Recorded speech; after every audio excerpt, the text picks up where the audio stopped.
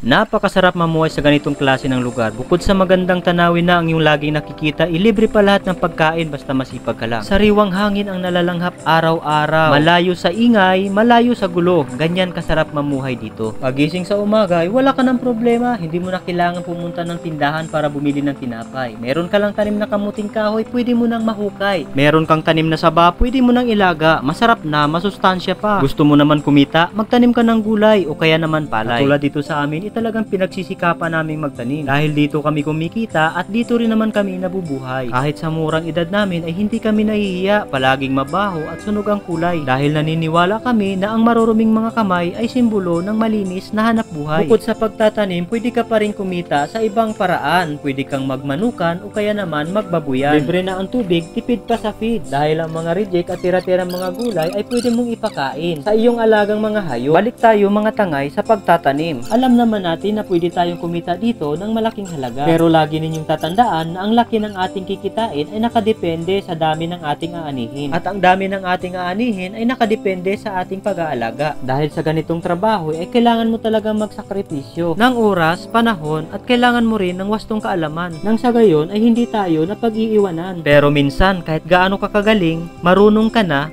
nalulugi ka pa rin. Hindi na kasi natin alam minsan ang takbo ng panahon. Pwedeng umulan, humangin ng malakas, at ang taniman mo'y bahain. Pero normal lang yan na makaranas tayo ng ganyang problema. Ang malugi at bumalik sa umpisa. Ilang beses ko na rin naranasan ng ganyan, pero hindi ako sumusuko at patuloy lang na lumalaban. Dahil masaya ako sa pagtatanim, lalo na kapag nakita mo na ang bunga ng iyong pinaghirapan, talagang matutuwa ka. Dahil nakita mo na ang resulta ng iyong pagsisikap. Sa wakas, aanihin mo na at kikita ka na. Pero alam nyo ba kung ano ang pinaka-problema naming mga magsasaka? Sobrang mahal kasi ngayon ng mga abono, pati na rin ang buto ng mga gulay. Tapos kapag aanihin mo na at ibebenta, bibilihin lang sa'yo ng mura at ibang tao ang mas kumikita. Tapos sasabihin nila, kapag magsasaka ka, bayani ka. Dahil kapag walang mga magsasaka, magugutom ang iyong kapwa. Pero sige lang, laban lang, kahit na napapabayaan. Ang importante, nagpapakain tayo ng maraming sambahayan. Kaya magpatuloy lang tayo sa pagtatanim. Huwag tayong panghinaan ng loob kung hindi tayo gaanong napapansin.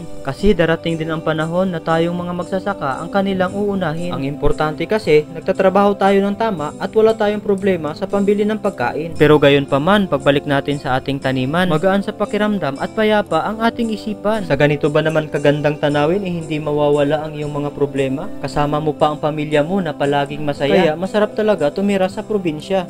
Ganito ba naman karaming gulay palagi ang iyong makikita? Merong sili, kamatis at ampalaya. Kikita ka na, kakain ka pa ng mga gulay na tunay na sariwa. Kaya salamat mga tangay sa inyong panonood. Sana meron kayong mga natutunan. Paki-like at follow naman po ng aming Facebook page, Tangay Sanayon. Tara mga tangay, kain tayo.